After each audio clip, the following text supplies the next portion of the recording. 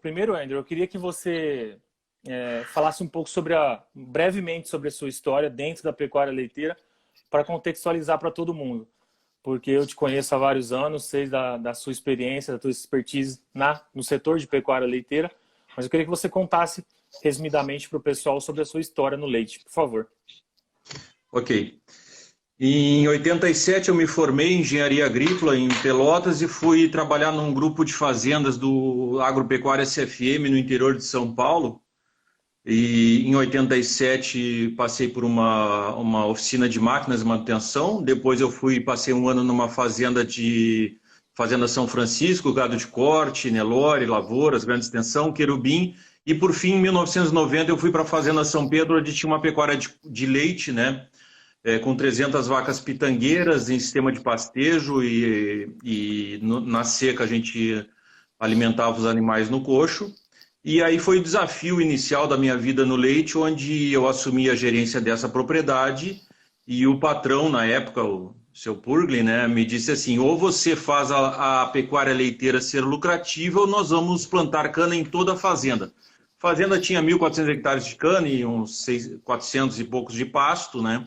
E aí foi a minha entrada, eu aceitei o desafio e me apaixonei pela pecuária leiteira. Então, desde lá, a gente vem mostrando trabalhos e resultados significativos. Essa fazenda foi a maior fazenda de gado a pasto, com 1.200 vacas girolando em lactação. A gente entregou ela, né, em 2010, com essa quantidade de animais, produzindo 16 mil litros dia. Enfim, e aí, depois a minha sequência de vida, dei gestão em fazendas à distância, no Nordeste, né, no sertão pernambucano.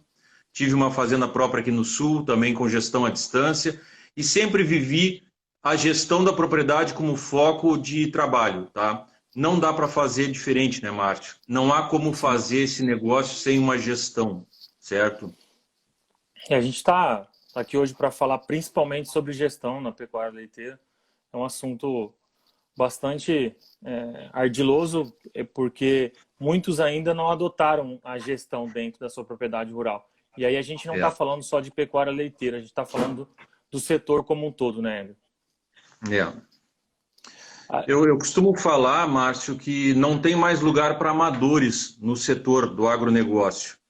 E na pecuária de leite, embora eu vivia as realidades de soja, milho, cana-de-açúcar, todas as fazendas que eu trabalhei tinham cana-de-açúcar, áreas extensas, a pecuária de leite sempre foi um desafio muito grande, porque é muito multidisciplinar. Ela envolve muitas áreas ao mesmo tempo e ela não tem safra fechada. A pecuária leiteira ela produz e gera renda e despesa todo mês, né? Então, por isso a gestão dela é mais complexa e a gente tem que estar mais atento, né, para que isso aconteça de forma correta, né, e eficaz. Perfeito. Só um aviso para o pessoal que quiser fazer pergunta, vocês podem fazer as perguntas que eu vou estar coletando nos comentários. E aí eu encaixo as perguntas durante a discussão com o Andrew e a gente discorre de forma bastante ordenada. Aí, Andrew, o que eu queria que você começasse a falar é sobre dessa transformação de propriedade rural para empresa rural. Qual que é a importância disso para a continuidade dessa pessoa dentro do agronegócio? Eu acho que a primeira iniciativa é o gestor, o dono, a família ou a empresa que tem um negócio em leite ou que vai entrar na pecuária leiteira, querer fazer disso, da sua propriedade rural, uma empresa rural. Eu acho que o primeiro passo é que isso aconteça de forma organizada dentro da família ou da empresa. E eu tenho algumas dicas, né, enfim, que a gente trabalha com isso, né, há mais de 30 anos, né, para que isso vá acontecendo. Tem aquele pilar, né, que a gente mostra aí de gestão do trabalho da propriedade com foco no lucro, né, que eu acho que se tu puder mostrar daqui a pouco a gente vai discorrer um pouco sobre ele para ajudar, né, na explicação, né? Sim. Aí eu queria que você falasse sobre, assim, fala-se muito de porteira para dentro, de porteira para fora, sobre as variáveis da pecuária leiteira. Então, o ano de 2019 foi um grande desafio para a pecuária leiteira e 2020 nem se fala. o que da porteira para dentro, que essa gestão que esse produtor precisa fazer, quais são os fatores, os principais fatores que precisam ser levados em consideração dentro dessa gestão que você considera? Vamos lá. Falando de duas formas, os índices zootécnicos e os índices financeiros são tão importantes quanto, tanto uns quanto o outro, tá? Eu não vou abordar a questão hoje zootécnica, tá? Mas vamos abordar, digamos que a fazenda tem uma boa assistência técnica em termos de veterinário, nutrição, agronômica, enfim.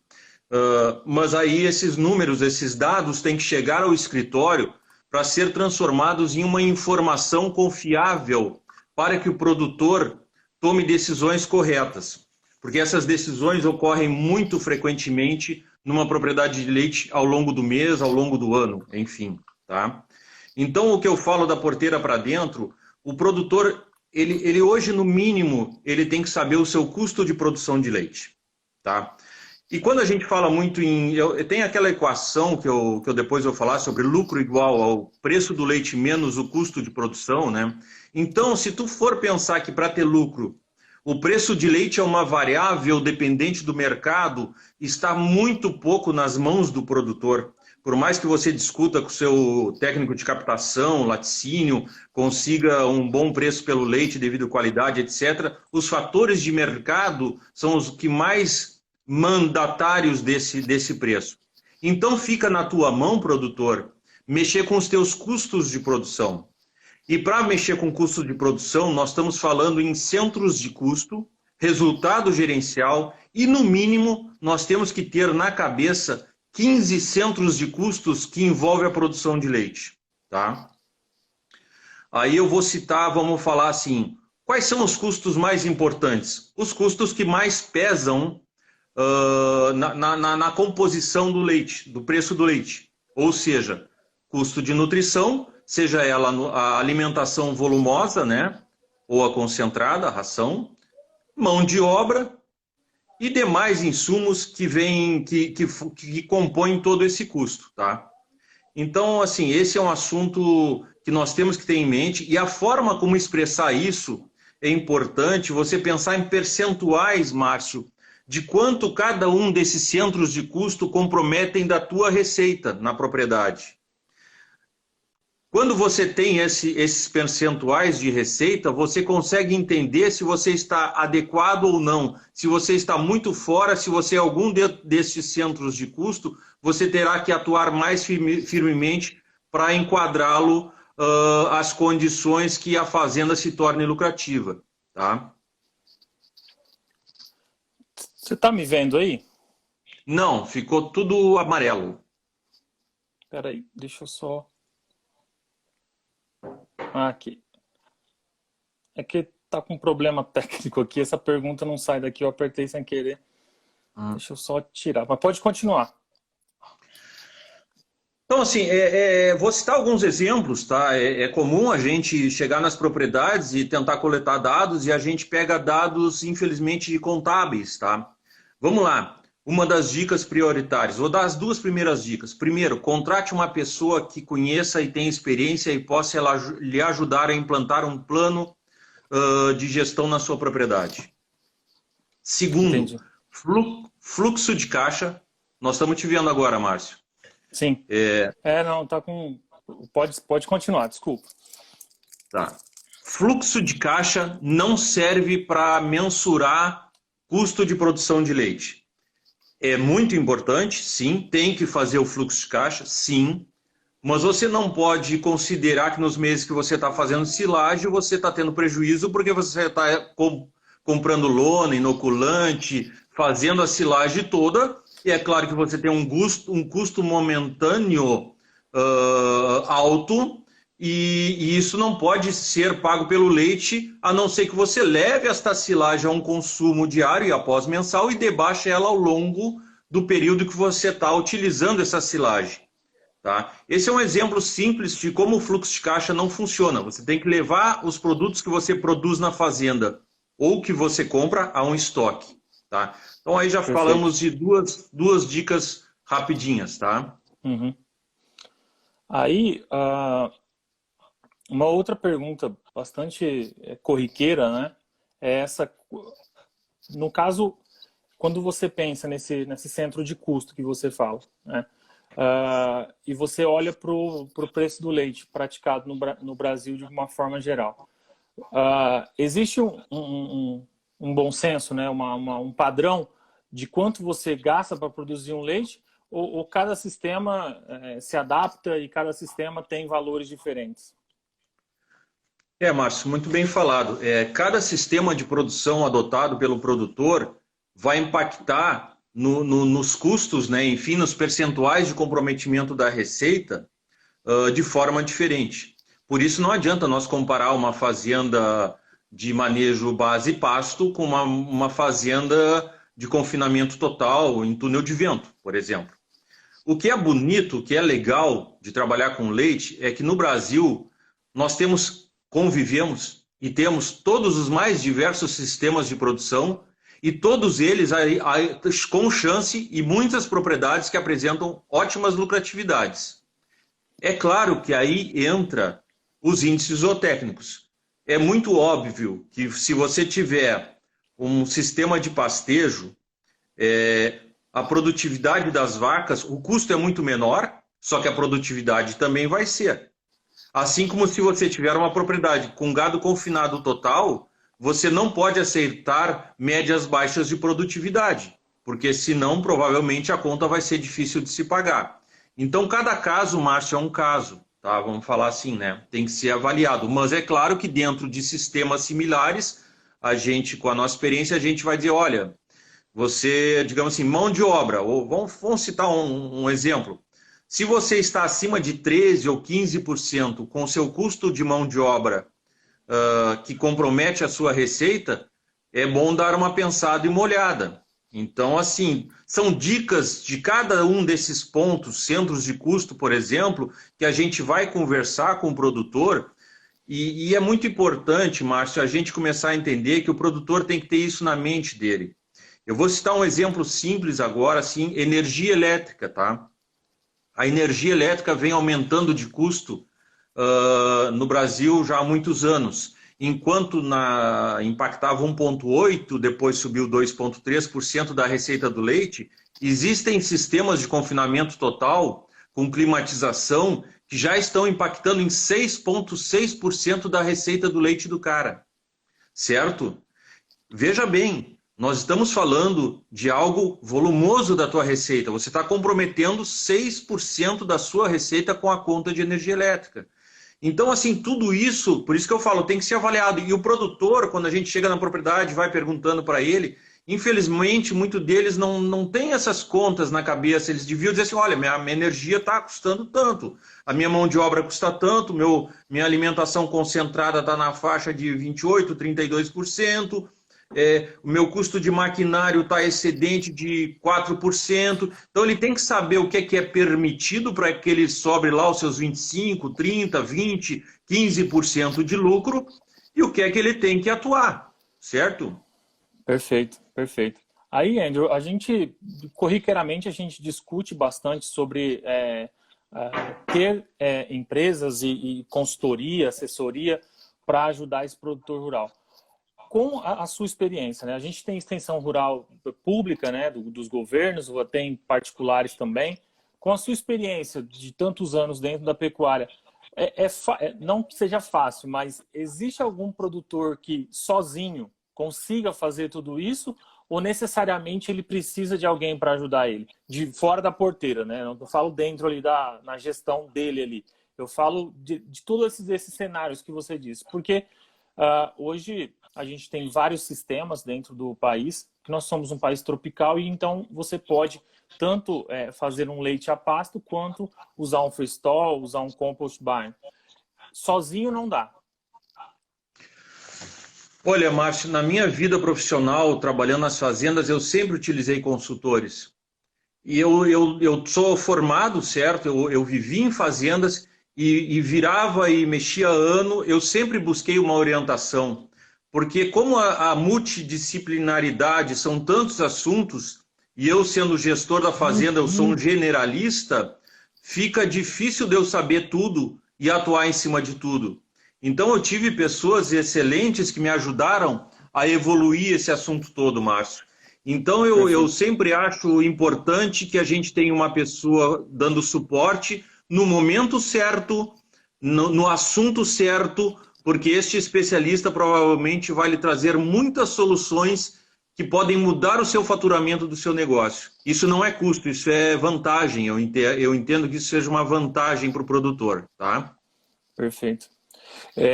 Vamos pular direto já ao que interessa, sobre os seus pilares, o que tanto você fala e divulga, né, por aí.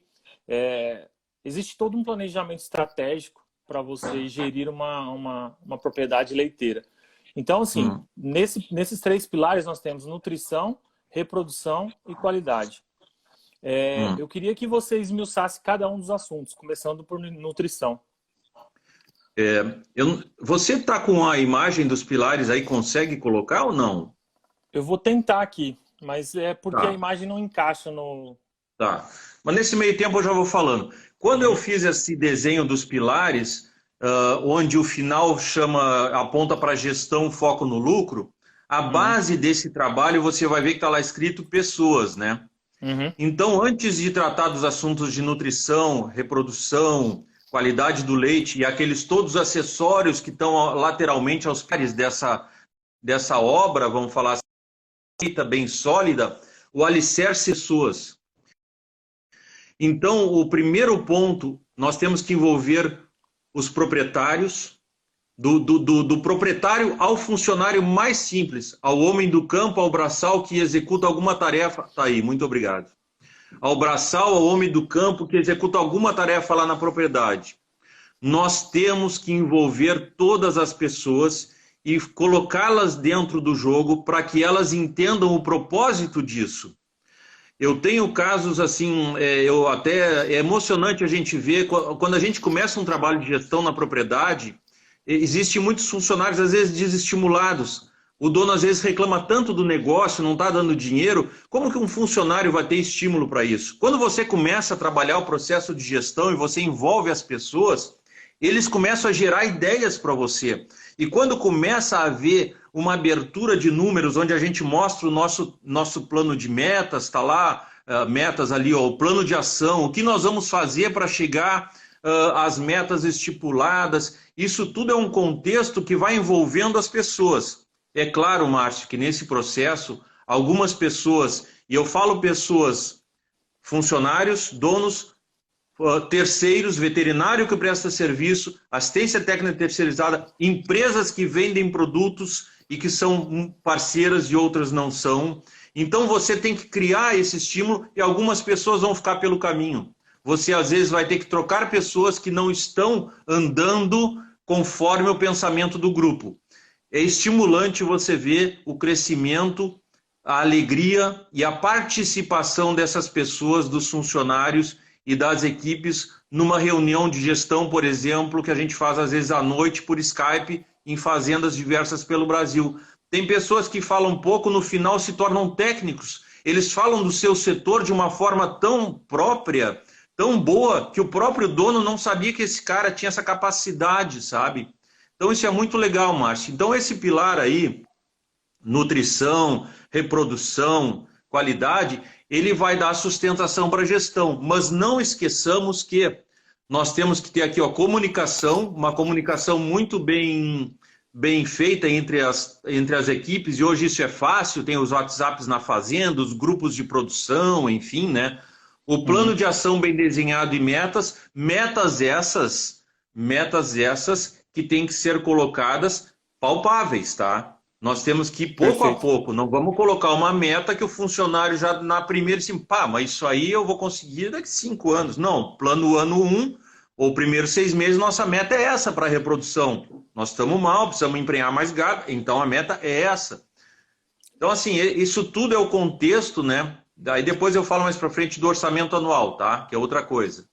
Mas isso aí é o pilar de gestão. Pessoas para que a gente coloque tudo numa mesma banda, tocando a mesma música, tá? Perfeito. E principalmente em pecuária, né, Andrew? Porque existem alguns especialistas que falam que você tem que programar, né, planejar uma pecuária de pelo menos 5 anos, pelo menos, porque o intergerações, esses animais de produção tão seca, enfim, existe todo um cenário muito desafiador e ao longo, como se diz, o planejamento tem que ser a longo prazo, né? Sim, sim. Aí, perfeito. Com relação aos custos, né, nutrição, eu queria que você falasse um pouco sobre porque assim, na pecuária leiteira, grande parte do custo fixo é nutrição. Eu queria que você desse alguns exemplos de como fazer a gestão disso e o que pode ser feito para melhorar isso dentro da pecuária leiteira. Certo. Eu estava vendo ali o Antônio Carlos está aí, né? Ele falou que o quarto tripé deveria ser os custos, né? Legal, né? O abração, Antônio Carlos. Na verdade, tudo isso que nós estamos falando, a gestão de todos esses pilares, os custos estão totalmente envolvidos em tudo isso, tá, Antônio Carlos? Só para te explicar, né? O custo não é um pilar, o custo é onde eu quero chegar, aonde nós temos o objetivo que está lá em cima, a gestão, planejamento estratégico e, por final, lucro, certo? Então, tudo isso envolve. E aí, respondendo a tua pergunta, Márcio, nutrição. Nutrição é o que tem mais custo, é o que mais pesa, né? Então, eu vou dar um exemplo da minha vida. Sempre foi assim, sempre será, a não ser que invente outra forma. Para mim, uma das reuniões mais importantes da fazenda é o momento da reunião com a equipe de nutrição, certo? E muitas vezes, e geralmente foram equipes de nutrição, empresas às quais eu comprava os insumos de nutrição, certo? O núcleo, certo. Sal, enfim. E essas empresas a gente descobre quem é bom, parceiro e quem não é também. Então, assim, quando a gente comprar bem, produtos de qualidade e parceiros, tá? Então, assim, a reunião de nutrição, a primeira coisa para se organizar a reunião de nutrição, antes do nutricionista chegar à fazenda, você pegue os preços atualizados dos insumos que você pretende utilizar, utiliza ou que estão correndo na sua região, tá? Quando ele chegar, ele vai lá visitar o gado, aquela coisa toda, né? Depois ele vai fazer a nutrição para aquele próximo período, digamos, para o próximo mês. E aí ele vai sentar contigo e nós vamos ter que conversar sobre a gente chama em cover feed, o que sobra de dinheiro depois da nutrição, tá? Eu não posso deixar que o nutricionista me dê uma tabela de nutrição, digamos uma dieta, aperte minha mão e vá embora, sem calcular quanto vai me custar isso, quanto vai me sobrar dinheiro disso, tá? Então, perfeito. O final disso, do dia da reunião, nós avaliarmos os lotes de produção, estimarmos a produção, quer dizer, olha, se você utilizar essa nutrição, você vai estar tendo o seguinte resultado, nós vamos trabalhar para esse lote chegar, digamos, a 28 de média. Hoje ele está com 25, André, mas se eu adicionar isso aqui, que te custa isso, vão chegar a 28. Então, tudo isso é desenhado, porque no mês que vem nós vamos conversar sobre o que foi feito e vamos ter a próxima reunião. Tu entendeu o manejo, né, Márcio, do negócio? É muito importante as atitudes sempre estar preparado para essa reunião. Para as outras também, mas essa reunião é muito importante. Muito. O Moacir, da Safra Agribusiness, está perguntando aqui voltando um pouco na questão de pessoas, né? Como identificar habilidades, sobretudo para quem precisa rever o modelo de gestão da sua pecuária? Pergunta boa.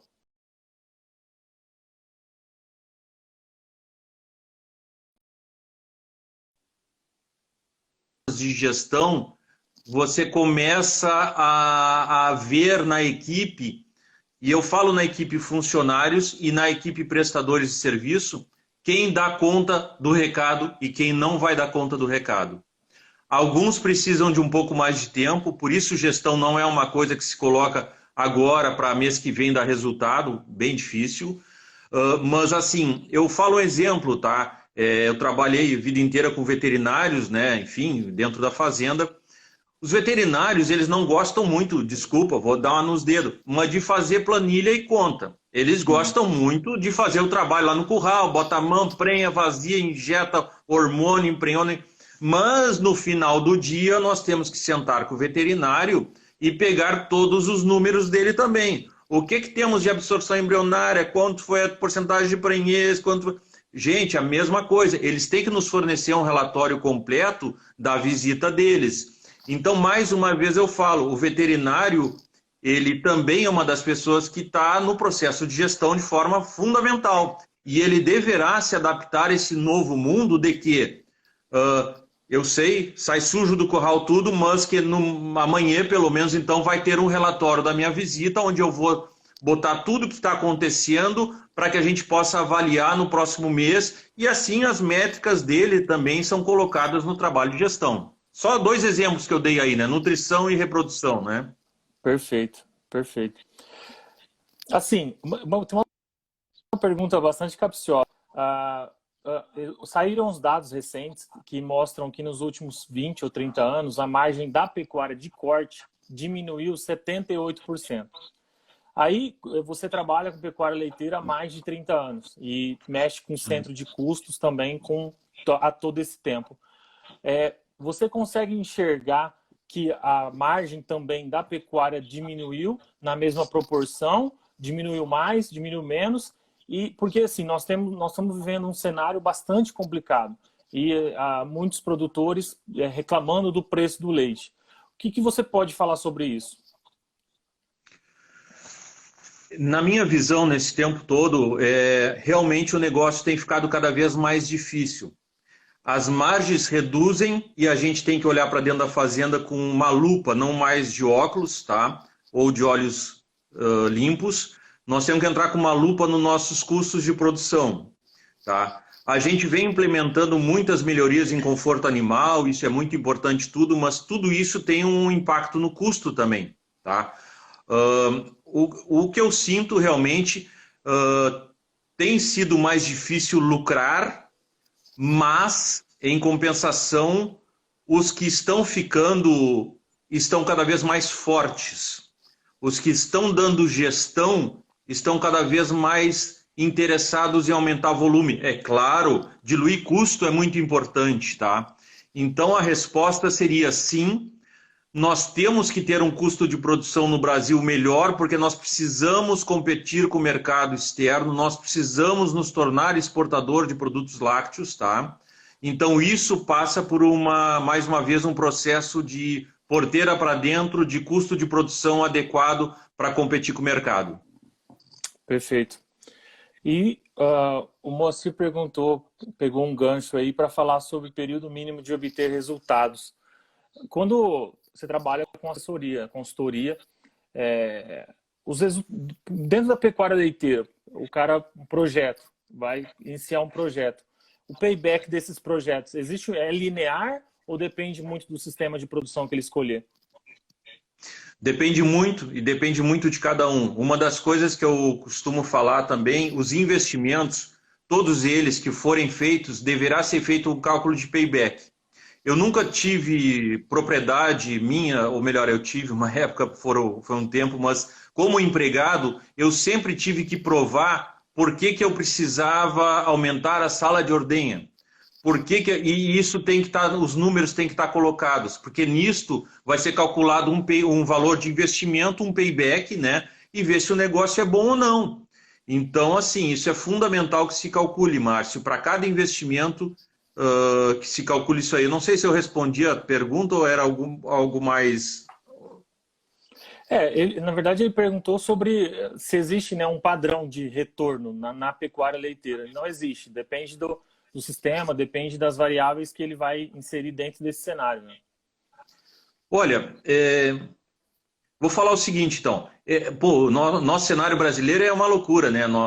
Nós temos todo tipo de fazenda. É diferente, tu vai na Holanda, passa uma semana entrando em fazendas, se tu for no primeiro, segundo dia, tu vai entrar as fazendas são tudo igual. O sistema de produção é sem vácuo, uma parte no pasto, confinamento na época do inverno, enfim. Mas no Brasil tem tantos sistemas de produção que vão oferir diferentes valores de lucratividade, né? Mas eu diria que a pecuária leiteira, e eu com certeza diria, não, eu digo, que das atividades do agronegócio é a mais rentável que eu já trabalhei. E olha que eu trabalhei com cana-de-açúcar nos áureos anos de São Paulo, e você sabe disso, né? E Sim, temos várias reportagens que vocês podem ver no meu site, lá no blog, Leite dá mais que cana. Então isso era inaceitável. Em São Paulo, a pecuária leiteira foi se dizimando, todo mundo plantou cana, e nós lá firme e forte lucrando mais que cana. Gestão, gestão. gestão, não tem números, dados, tomada de decisão, não tem outro. Perfeito. Tem uma pergunta bem legal sobre a questão de custo fixo. A gente tem o custo fixo impacta. Você falou sobre energia elétrica que vem crescendo dia após dia, né? Com relação aos custos fixos, que dicas que você pode dar para o produtor de leite para que ele possa fazer uma gestão melhor desses, né, desses custos? O que ele pode fazer para diminuir esses custos? Quais são os gargalos ali que você acha, que você já viu por aí, que você acha que o cara pode diminuir? Hoje a gente tem feito vários projetos, né, bastante tecnificados, cada vez mais no Brasil. Os investidores, por exemplo, estão reduzindo muito o custo de mão de obra. Por quê? O homem passa a ser uma pessoa que limpa equipamentos eletrônicos, o robô, o amamentador automático, o empurrador de silagem. Daqui a pouco nós vamos ter o vagão que trata o gado sem o tratorista e o trator. Enfim, mais uma vez, são investimentos de alto custo, mas tem que ser colocado numa planilha e ver a viabilidade econômica, né? Energia Perfeito. elétrica, cada vez mais, fazendas que consomem muita energia da rede estão fazendo projetos off-grid, por exemplo, se desligando da rede e montando painéis solares, biodigestor, né? Hoje tem linhas de crédito muito boa para isso. Então, assim, cada um desses itens que está no plano de metas, plano de negócio, custos fixos, por isso que eu digo, tem que entender para saber onde atuar primeiro, porque o desejo do produtor é resolver tudo nos primeiros anos, mas muitas vezes não há capital para isso. Então, onde eu devo atuar primeiro? Onde vai me trazer mais rentabilidade? Eu acho que essa é a resposta que o produtor deve querer saber, né? Perfeito. Com relação a sistemas de produção, a gente vê uma demanda muito grande de pessoas adotando o freestall, compost barn. Eu queria que você falasse um pouco sobre esses sistemas. Você é um especialista em leite a pasto. Você já fez isso muito na CFM lá atrás, né?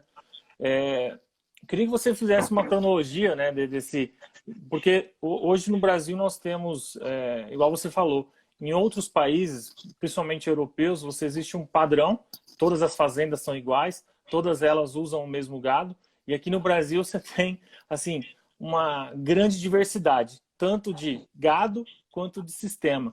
Eu queria que você falasse um pouco para a gente sobre isso. Isso é bonito no Brasil, é isso, né? É desafiador, né? E a gente tem que ser ninja às vezes, mas porque assim, tu sabe, né? Eu passei 24 anos dentro de uma fazenda de leite a pasto, então é claro. Agora o mundo mudou, as coisas mudaram muito. O que eu vejo e os projetos que a gente faz hoje, praticamente todos estão com base em confinamento total, inclusive confinamento total de cria e recria também. Não tem mais um bicho caminhando fora, tá? Eu sempre falo o seguinte, manejar pasto não é fácil, porque todo o dia é uma ciência, todo dia você tem que acompanhar aquilo.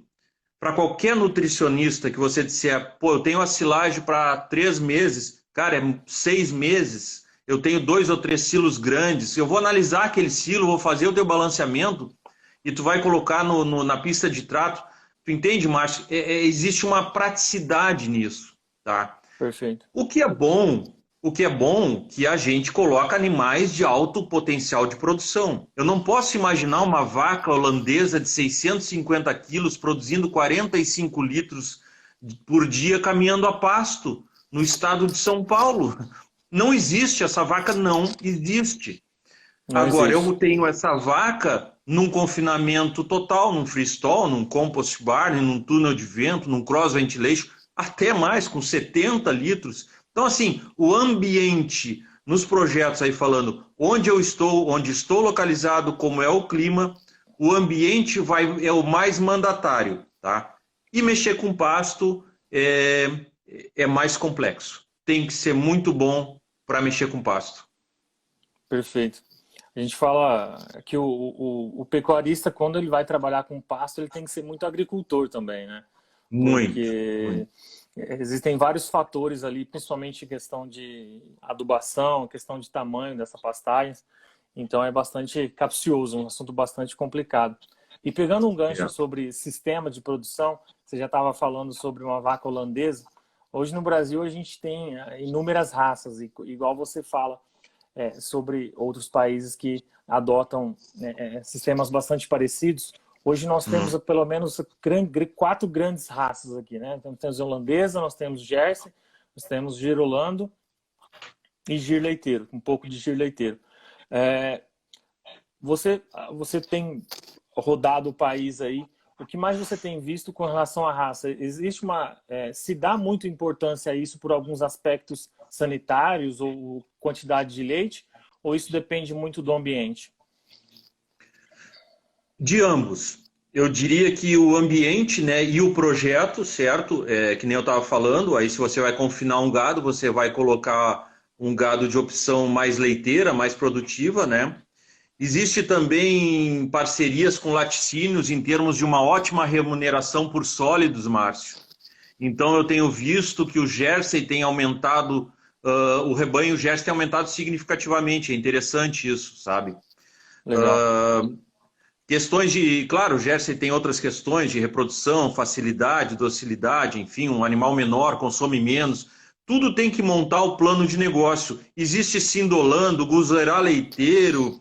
Eu trabalhei com pitangueiras. Pitangueiras era uma raça Red Bull com Guzerá, já pensou? Meu Sabe que hoje eu Deus. penso, se eu tivesse ficado com pitangueiras, porque tudo que eu mudei na São Pedro, para o lucro e foi dado lucro, mas se eu tivesse ficado com pitangueiras, talvez também tivesse lucro, sabe? Hoje, às vezes, eu penso isso. Eu mudei por Girolando porque eu achava que eu tinha que mudar tudo, inclusive a base genética. Mas, enfim, tem que montar antes de tudo, tem que montar um plano de negócio para, no mínimo, 5 anos, colocar essas produtividades, sabendo, ó, se a pasto, a produtividade vai ser 15, 18, 20, sei lá, 22, chegando no 5º ano, o gado girolando, estou aqui em tal região. Enfim, tudo isso tem que ser muito bem estudado e montado antes de entrar no negócio, ou mesmo quem está no negócio, para avaliar o seu negócio, onde que eu vou mudar, né? Perfeito. O Vinícius está perguntando, Vinícius Saraiva está perguntando na sua opinião, né? Qual que é o retorno mais rápido de investimento, leite ou corte? Essa é pinga-fogo. Vamos lá. Eu trabalhei com corte. A CFM é a maior vendedora de touros do Brasil, né? Eu trabalhei na São Francisco, que é a fazenda que mais faz os touros, né, Nelore, lá. Eu trabalhei na Querubim também, que era só Nelore, e depois fui cair na fazenda lá de leite, onde nós tínhamos gado de corte e cruzamento industrial, F1 e F2 também. Eu, na São Pedro, com as contas feitas, sempre foi feito muita conta, nós terminávamos os animais durante a seca no confinamento e durante as águas os machinhos no pasto, né? Os pitangueiras ou alguma coisa de cruzamento Devon, cimental, etc. E os números mostraram que a pecuária leiteira era mais lucrativa. E por isso a gente terminou com a pecuária de corte naquela propriedade da CFM. Naquela propriedade. Para a minha realidade, Sim. Agora, eu acho que tem que levar muita coisa em consideração, certo? O estado, a aptidão da pessoa, a vontade da família, tem muita coisa. O leite dá muito mais trabalho que o corte, tá? Não há como comparar. Não há como comparar. Essa pergunta ela é interessante, mas ao mesmo tempo ela é muito complicada, porque são dezenas, centenas de fatores que precisam ser levados em consideração. Muito. E você falou, você acabou de falar um essencial, a questão de demandar exigente, né? A pecuária leiteira, com relação a tempo, manejo, cuidados, é muito mais exigente que a de corte, né? Na minha opinião. Então, sim, tem essa questão também de local, demanda. Quando algumas pessoas perguntam para a gente no site, né? Eu vou fazer cruzamento, eu quero vender carne de qualidade. Tudo bem, mas onde você está? Na sua região, existe um frigorífico que vai pagar mais por essa carne? Exatamente. Assim como o leite. Você não vai produzir leite numa região que não tem captação de leite. Aí você já começou morto, né? Outra coisa, Márcio, o tamanho de propriedade, né? Eu acho o seguinte, é uma coisa importante a gente citar que para você viver da propriedade, digamos que eu queira viver da minha área, se eu tenho uma área de X hectares, digamos, não muito grande, eu não posso ser um plantador de soja, não posso ser um pecuarista de corte. Com 30, 40 hectares, eu não vou conseguir viver. Já o leite te dá uma possibilidade de você gerar um salário, pelo menos, para você viver todo mês, porque a tua área é pequena. Então, assim, tem atividades que nem competem entre si.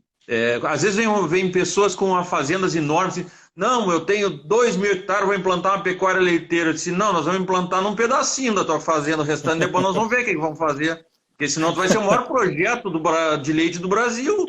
Então, assim, esse tamanho de propriedade é uma coisa importante também, né, Márcio? Perfeito. Tem uma pergunta aqui do Richard, eu não sei muito bem, mas ele está falando, até um assunto que eu queria abordar com você, ele está falando sobre coleiras que coletam atividade ruminal dos animais. Aí, emendando essa pergunta, existem muitas startups, né, agritechs, que têm produzido muita tecnologia para pecuária leiteira. Queria que você falasse sobre essa da coleira do ruminante, né, do ruminal, pega a questão ruminal, e as outras. Como você vê isso e o que você pode falar sobre isso? Mais uma vez, são dois caminhos. A inovação e a tecnologia vem nos ajudando uma barbaridade na administração do negócio rural. E essas coleiras ruminais, avisando quando a vaca vai ficar doente 3, 4 dias antes, que ela já mudou o seu comportamento, nos faz um serviço fantástico na fazenda. Tá? Mas nós temos também, volto a dizer, todo o investimento deverá ser avaliado. Este é o investimento que a sua fazenda precisa agora? Ou será que a sua fazenda está precisando de uma coisa mais básica antes do que chegar na coleira ruminal? Você já fez a tarefa de casa de uma boa nutrição, a boa sanidade? Ou você vai botar a coleira para indicar que um monte dos teus animais estão com problemas de digestão, sei lá, ou tu está com muita mastite por um aspecto de qualidade de manejo? Tu entende? Então, assim, volto a dizer, importantíssimo, fantástico, tudo ao seu tempo, na hora certa. Perfeito. Tem a queijaria Cosa Nostra, aqui está perguntando sobre búfalos, né? Leite de búfalo. A gente tem publicado bastante material sobre queijo e o pessoal tem usado bastante a questão do leite de búfalo. Você já trabalhou com algum projeto assim? Não, isso é interessante, né? Tem surgido um assunto de um investidor externo aí querendo entrar forte. Já existem grandes grupos, né? E eu tenho um grande amigo, Carlinhos Cunha, né? Que tira leite de búfalo lá em Itanhandu. Abraço, Carlinhos. É um irmão meu. Cara, como vem aumentando, né, essa procura pelo leite de búfalo, seus derivados, né? De búfala, né? Seus derivados. É uma delícia mesmo, né? Eu acho que eu adoro também. Sou fã da burrata, enfim, aqueles queijos fantásticos, né? Eu acho que tem espaço, é um nicho interessante, né? Bem interessante. Um abraço aí para o Nostro, fizemos um trabalho já para ele aí, um abração. Vamos pensar nisso, acho que é um baita de um nicho de mercado, viu? Legal. O Edivaldo está perguntando aqui, o Edivaldo Cavalcante, qual que é a principal vilão que impede a pecuária leiteira dar lucro? Gestão. Gestão. Perfeito. Matou. Perfeito. Sem conta não rola. Mandar um abraço pro Eduardo Simon aqui, que está acompanhando a live. Aqui o Pedro da Bela Vista Genética, Central Bela Vista, está perguntando qual que é o maior gargalo da produção leiteira, nutrição ou genética? Essa é boa, hein? Maior gargalo? Eu começaria pela nutrição, tá? Porque a genética, nós hoje, a gente só não tem genética boa quem não quer. Porque nutrição depende de clima, né, Márcio?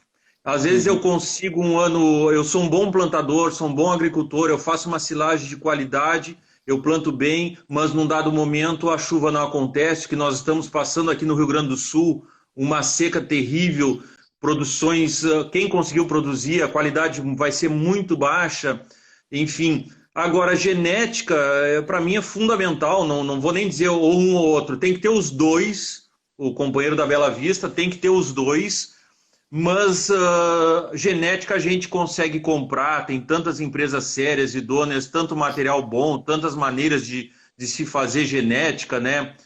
Isso, graças a Deus, está à disposição. O que não temos, infelizmente, ainda no agronegócio é um contrato com São Pedro, né?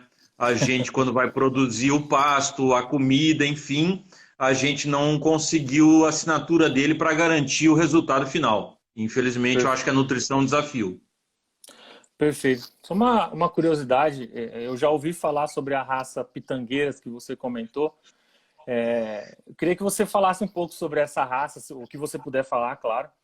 E a história que você estava me contando, né, sobre o cara que tinha 300 vacas e queria ou faz a pecuária leiteira dar lucro ou vamos plantar cana. Se puder contar para a gente.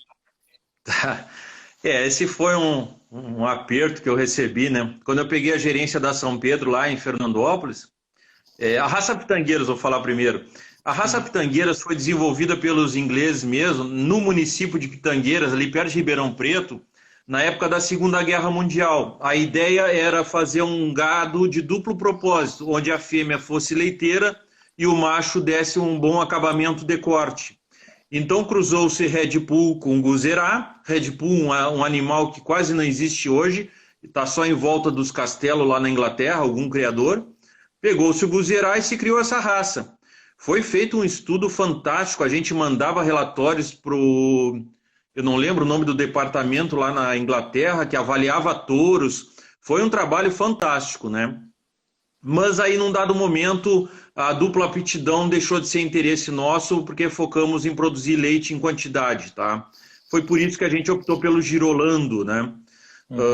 E aí, a história dos 300 era interessante, né? O seu Purgli é um húngaro, né? Era o CEO da CFM, meu amigo até hoje, já aposentado, né? Ele chegou na fazenda, ou na frente da fazenda, entregou a gerência, ó, tá, você vai cuidar, tudo mais, e agora é o seguinte, se não der lucro, né? Nós vamos plantar cana na fazenda toda. Aquilo foi estopim para mim gostar. Pensa num desafio bom, fazer o leite dar lucro. Mas deu trabalho, viu? Deu trabalho. Essa é a história, essa é a história. Perfeito. Mas olha, eu gerenciei uma fazenda no sertão, viu? Eu achei que era difícil, mas lá no sertão ter que comprar água e não ter comida, ter que comprar alimento noutro estado, pensa no sertanejo é um valente, viu? Lá produzir leite é um desafio. Perfeito. Queria que você falasse um pouco sobre esse projeto que eu estou exibindo na minha tela aí. Esse projeto a gente startou ele agora 3 semanas atrás, é a 2M Agropecuária, pertinho de Maringá, do Rodrigo Meire Moreto, família Moreto. Basicamente eles tinham uma propriedade, o Rodrigo tinha uma propriedade em Paranavaí com um sistema de produção que não estava indo bem. Dava mais trabalho e mais apagava incêndio lá na propriedade de leite em Paranavaí do que ganhava dinheiro. Aí eles me chamaram lá e falaram assim, ou nós vamos para o leite, vamos ser empresário do leite, ou vamos sair desse negócio, vamos tocar os outros negócios. E aí o sonho dele era um projeto que ele mostrou uma foto, aquele lá assim no 3D, né? Era um projeto similar ao americano e nós fizemos aí, esse é o sonho, que eu falo assim, esse é o sonho do produtor. São 8 robôs, 560 vaca lactante, cria e recria tudo em 2 etapas. E essa é a realidade, Márcio. O projeto inaugurado, já com robôs funcionando, não com os 8. Estamos na primeira etapa, vocês viram que só construímos metade do galpão de lactantes, metade de cria e recria. É um projeto totalmente tecnificado, tem amamentador automático, scraper automático, varredor de silagem de volta para o piso de alimentação. Ele está todo com a espera já para o dia que tiver o tratador de gado sem trator. A gente já fez o galpão de nutrição ali perto. Enfim, é um projeto de muita tecnologia, com tudo que tem de tecnologia hoje, que startou depois de 2 anos de trabalho, 3 semanas atrás. Perfeito. Em que região que é, Andrew? Munhoz de Melo, município, 25 quilômetros de Maringá, Paraná, noroeste do Paraná. Legal. Gado Gersen em Compost Barney. Isso. Eu queria que você falasse sobre alguns detalhes técnicos, né? Você chegou a comentar, e eu queria ter abordado esse assunto sobre a questão de sólidos, né? Sobre as raças no Brasil e quais dão mais sólidos ou quais que dão menos sólidos, se existe alguma relação com raças, se você pudesse falar para a gente. Assim, é um assunto, vou falar bem simples, porque assim, eu gosto de certos assuntos, eu acho que são para técnicos específicos, né? Sabidamente, a raça Jersey é muito boa produtora de sólidos, né? A raça holandesa um pouco menos, né? Embora a nutrição venha ajudando muito, né? Mas normalmente o Jersey bem nutrido e um holandês bem nutrido, o Jersey vai produzir bem mais sólidos, né? E raças cruzadas, às vezes com o zebuíno, né? O girolando também tem uma boa quantidade de sólidos. Mas eu deixaria isso para um técnico mais especialista, tá, Márcio? Assim, poder falar bastante, né, sobre isso. Beleza. A gente está finalizando já a live. Queria aproveitar a oportunidade para você falar um pouco sobre o Mob Milk, que é um projeto seu, filho seu, né? E que, assim, a gente acompanhou o seu trabalho nos últimos anos com esse projeto. E a gente viu ele funcionando. Eu queria que você falasse um pouco, contasse um pouco da história e como funciona e para que tipo de propriedade ele é adequado. Certo. Essa imagem é do protótipo. Tu tem a outra imagem dele já pronto? Eu acho que essa, aí, ó. essa já é pronta. Tem uma de frente, né? Enfim, o Mob Milk foi um sonho aí da gente. A gente vive inventando alguma coisa também, sempre esteve inventando. A ideia de reduzir custo de implantação dos projetos de pecuária leiteira. Então, a gente chegar com uma sala de ordenha e uma sala do leite pronta na propriedade, onde você pode mudar a tela de lugar, de repente, se você mudou de pastagem para o galpão de compost, colocá-la do lado do galpão, sem perder obras civis, né? Então, assim, o objetivo é a mobilidade, né? É um sistema que chega todo pronto, né? E a gente está muito contente porque a gente vai estar inaugurando daqui 2 semanas, nós vamos estar entregando em Castro, numa propriedade, na granja, na Chácara Nova Zelândia, do Fabrício e da Mônica, um casal fantástico, tá? Nós vamos estar entregando, ligando, onde nós vamos fazer vídeos, dias de campo, mostrando bem o funcionamento, né, dessa inovação no Brasil. Eu patenteei no meu nome, mas é algo que já funciona há muitos anos na Europa, Nova Zelândia. Isso é muito comum lá, né? A gente aqui no Brasil ainda tem o costume de fazer muita obra civil, sabe? E depois a gente quer mudar, quer aumentar, quer mudar de lugar, quer aumentar de tamanho a ordenha, aí você tem que quebrar coisa. Então o Mob Milk vem com toda essa solução de ampliar o rebanho, amplia o Mob Milk, coloca mais postos de vaca ao lado, né?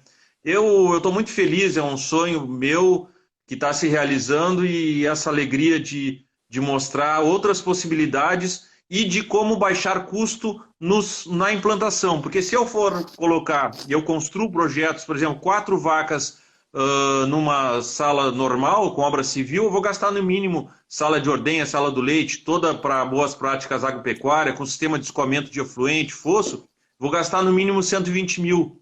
E esse é um produto na faixa de 75 mil. Então, só aí você já vê economia. Aí tem a questão de Finame, MDA, consórcio, enfim, longo tempo para pagar. Isso aí vem sendo uma coisa que vem nos dando alegria, sabe? Eu acredito muito nele no futuro.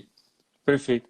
Para a gente finalizar, perguntaram, né, qual era o maior vilão da pecuária leiteira, e você disse que era a gestão. Aí o Maílson emendou uma pergunta bastante interessante aqui, ó. Enio, na sua opinião, qual a principal razão para a dificuldade em fazer a gestão, né, dos números da propriedade leiteira? Boa, exatamente. A gestão, o vilão, muitos produtores sabem que mas na hora de sentar na cadeira, pegar os números, e não precisa nem então computador, mas anotar, né? A gente tem um software de gestão que facilita isso, o FarmKey, a gente negocia esse software para facilitar isso, para pelo menos fechar as contas no final do mês rapidamente, dar entrada, né? Eu diria, o Maílson tem toda a razão, assim, tem que se comprometer. O cara tem que ter regras. Gestão, até a gestão tem a ver com organização, tá? Procedimentos e regras de conduta. Então, tu tem que tirar um tempo do teu dia ou da tua semana para sentar com todos aqueles papéis, organizá-los, colocá-los nos seus devidos lugares, lançar as coisas no sistema, tá? para que a coisa ande? Tem que ter procedimento, tá? Senão, e vontade. Perfeito. Muito bom. Eu acho que uma live muito boa, principalmente pela questão de você afirmar, né, com todas as palavras, que pecuária leiteira dá lucro. É muito importante isso hoje, falar isso, porque a gente vê muitas notícias ruins quando atreladas à pecuária leiteira, com a questão de prejuízo, de que produtores estão saindo, dezenas, milhares deles estão saindo da atividade. Você deixar essa mensagem de que pecuária leiteira dá lucro, basta fazer do jeito certo, é muito importante. Queria te agradecer mais uma vez pela participação. Eu que agradeço, e agradeço a todos aí que estiveram com a gente, tá? No que fiquei devendo alguma resposta, fique à vontade de procurar a gente, tá? No que a gente puder ajudar, é isso que a gente quer fazer na vida, distribuir um pouco de experiência e conhecimento para os demais alcançar sucesso.